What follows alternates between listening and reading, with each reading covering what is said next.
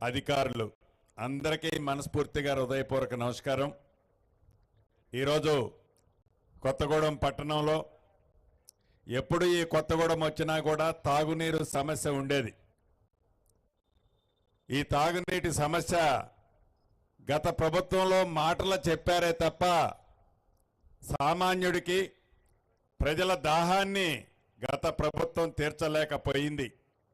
ఈనాడు పేదల ప్రభుత్వమైన ఈ ప్రభుత్వం కొత్తగూడెం పట్టణంలో శాశ్వతంగా మంచినీటి సమస్యని ఈనాడు పరిష్కరించడం జరిగింది.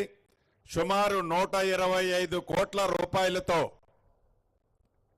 మంచినీటి సమస్యని శాశ్వతంగా కొత్తగూడెం మున్సిపాలిటీలో ఇప్పుడే శంకుస్థాపన పెద్దలు బట్టి గారి చేతుల మీదుగా చేసుకున్నాం. ఇదే రకంగా ఇంకా మౌలిక వసతులు కొన్ని చేయాల్సిన అవసరం ఉంది.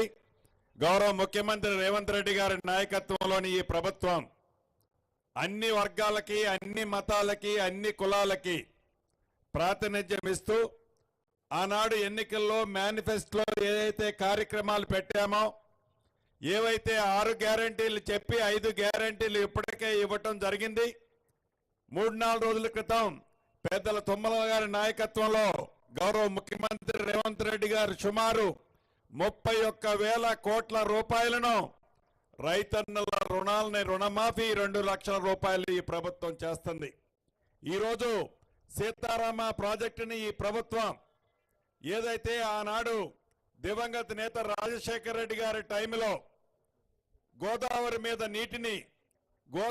నీటిని ఈ ఉమ్మడి ఖమ్మం జిల్లాతో పాటు నల్లగొండ ప్రాంతాన్ని సస్యశ్యామలం చేయడం కోసం లిఫ్ట్లు ఏర్పాటు చేస్తే రాజకీయ లబ్ధి కోసం, ధన లబ్ధి కోసం గత ప్రభుత్వం ఆ లిఫ్ట్లని, ఆ స్కీములు మార్చి కొత్త పేరు పెట్టడమే కాకుండా దొరికినంత అప్పు చేసి ఆ చేసిన అప్పులో దండుకొని ఆ ప్రాజెక్టులు సుమారు 9,000 కోట్లు ఖర్చు పెడితే గత ప్రభుత్వంలో 1 ఎకరానికి కూడా నీళ్ళు ఇవ్వలేదు. కాకుండా కనీసం ఆ మోటార్లు కూడా ఆన్ చేయని ప్రభుత్వం పేదోడు ప్రభుత్వం వచ్చిన తర్వాత ఈ రోజే మీరు చూశారు, ఆ లిఫ్ట్ ని డ్రై రన్ అంటే నీటిని ఎత్తిపోసే కార్యక్రమాన్ని ఇంతకు ముందే మొదలు పెట్టాం.